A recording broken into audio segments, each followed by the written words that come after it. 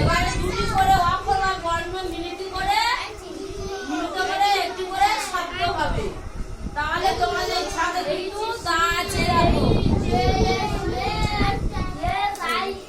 সবাই এই ছাপটা দেখতে পাচ্ছ? হ্যাঁ, দেখো কি লেখা আছে? তো দুটি বর্ণ যুক্ত করে শব্দ বানাও। বোঝা গেছে? তাহলে এখানে কি আছে? মধ্যখানে গ আছে, আর এই প্রত্যেকটা অক্ষর এই সাজিয়ে দেওয়া হচ্ছে। এবারে দুটো করে অক্ষর বা বর্ণ নিয়ে একটি করে শব্দ করতে হবে। ঠিক আছে? তাহলে একজন একজন করে ডাকবো, এসে সেই শব্দগুলো করে দিয়ে যাও। ঠিক আছে? আগে নাজিফা এসো, নাজিফা উঠে এসো। ধরো চক ধরো, এখানে গ আছে তাই তো? গ দিয়ে কি একটা শব্দ বানাও দেখি।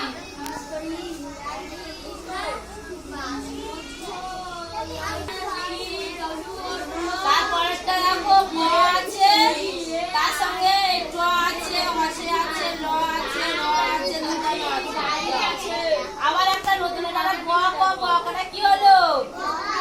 একটা শব্দ হলো তাই তো? আবার ব দিয়ে ট আছে, দন্তন আছে, কোনটা শব্দ কে দেবে? চলে এসো, এসো বিলাস আসবে, এসো বিলাস আসো আগে।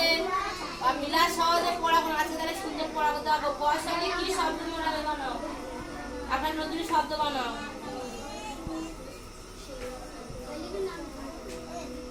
ব ট কি হয়?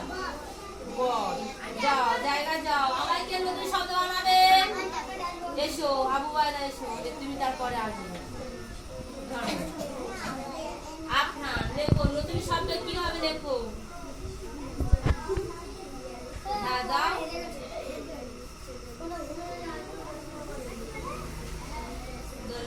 বন। সুদীপা উঠে এসো। আচ্ছা ঠিক আছে, সবাইকে ডেকে ডেকে পড়াবো তো। সুদীপা একটা নতুন শব্দ বানাও।